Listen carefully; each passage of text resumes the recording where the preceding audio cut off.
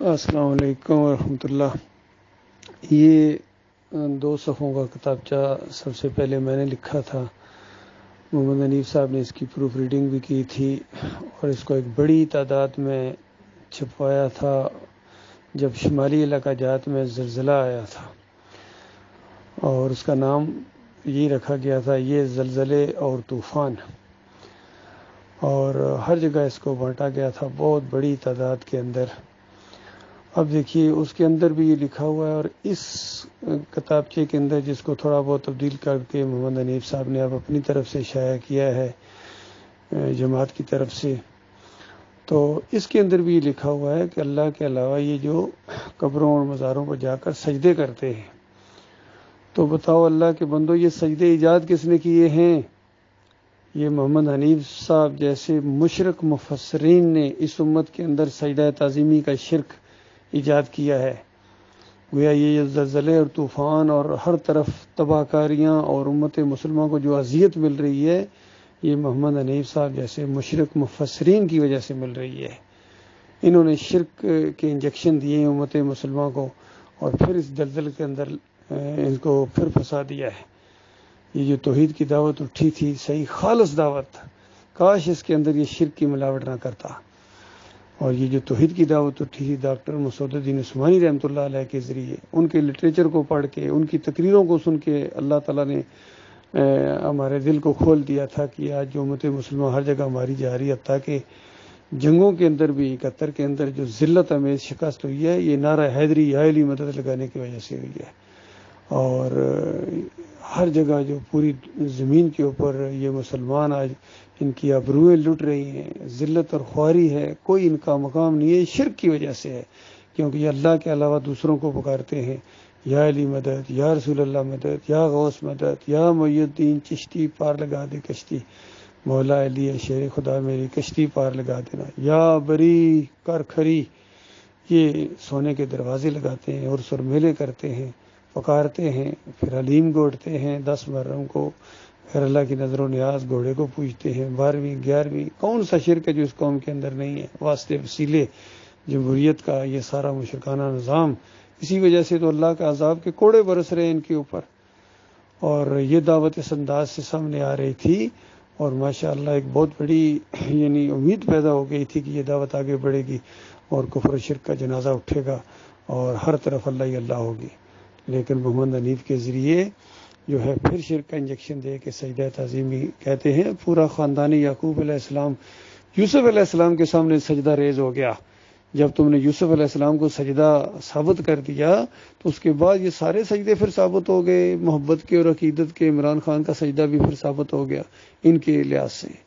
اور ڈاکٹر مسعود الدین عثمانی رحمۃ اللہ علیہ کا فتویٰ ہے کہ جو یوسف علیہ السلام کو سجدہ مانتا ہے اس کا ایمان خراب ہے، وہ بے ایمان ہے پکا۔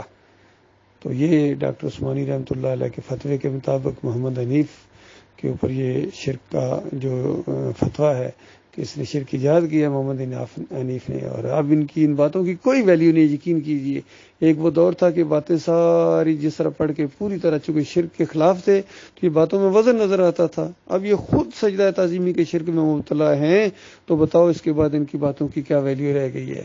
اللہ کے بندو، میرے پیارے بھائیو، اپنی آنکھیں کھولو۔ صرف ایک یہ شرک کا انجیکشن پوری آپ کی زندگی کو تباہ اور برباد کرنے کے لیے کافی ہے، اور وہاں چیخو گے، چلاؤ گے اور واپس نہیں آ سکو گے۔ لہذا اب یہ ساری ذلت اور خواری جس طرح ان مسلک پرست مولویوں کی وجہ سے ہے، اعلیٰ حضرت اور ابو الاعلیٰ کی وجہ سے ہے، صوفیوں کی وجہ سے ہے، اور ان مسلک پرستوں کی وجہ سے ہے، تو اس میں اب آپ بھی شامل ہیں۔ محمد حنیف اس میں سر فہرست ہے۔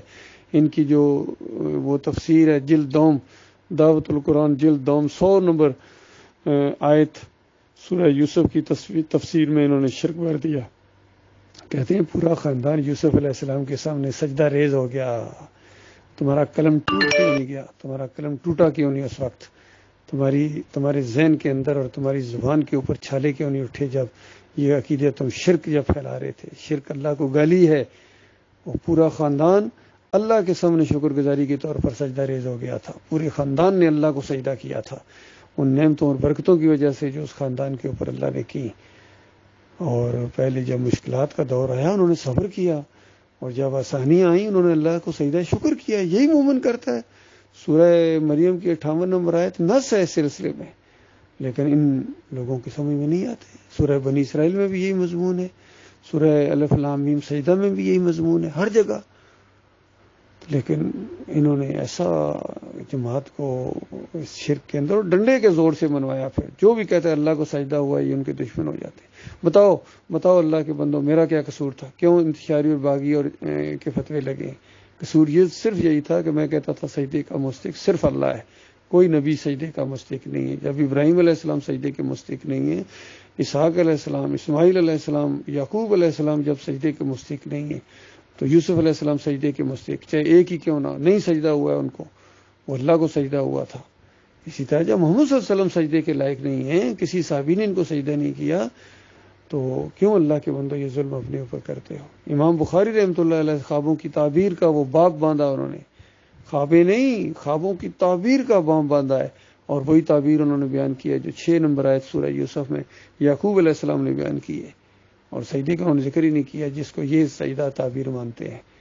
اور وہاں 100 نمبر آیت وہ عادی لائے ہیں، وہ اللہ کا بندہ پہچان گیا کہ یہ بے ایمان بعد میں سجدے کا رخ یوسف علیہ السلام کی طرف پھیر دیں گے، اس لیے وہ لائے نہیں وہاں. اور پھر واحد عالم دین ڈاکٹر مسعود الدین عثمانی رحمۃ اللہ نے ہر اینگل سے اس کو بیان کیا، مولویوں کے ساتھ بحثیں کرتے رہے، فتویٰ لگا کے گئے. لیکن افسوس ان ناخلف جانشینوں نے اس دعوت کو شرک اور کفر کے اندر بدلی کر دیا. یہ ان کی بہت بڑی بدبختی ہے. اور اس میں بڑا کردار ادا کیا ہے سعید احمد نے، منور سلطان نے، سہیل خان نے، قاری خلیل الرحمان نے، عتیق الرحمان نے، سب مل گئے بے ایمان سارے اکٹھے ہو گئے اس کفر کے اوپر، شرک کے اوپر. اور جو باقی اب 2-3 ہیں گروہ ہیں وہ بھی اب اسی طرف رخ کر رہے ہیں. اس دعوت سے انہوں نے کوئی نہ کوئی تبدیلی یا راستہ ٹیڑھا کرنے کی کوشش کی ہے، چاہے اختر بیگ ہوں، یعقوب علی ہوں، یا یہ بدر صاحب کے بچے ہوں، یہ فیاض محمود ہو، یہ سارے کے سارے اس راستے سے ہٹ گئے ہیں جو دعوت اٹھی تھی. نام لیتے ہیں ڈاکٹر صاحب کے ساتھی ہیں، نہیں ہو، ہرگز نہیں ہو، بالکل نہیں ہو، فریب کاروں پہ. اللہ تعالیٰ ان کے فریب سے اپنی پناہ میں رکھے.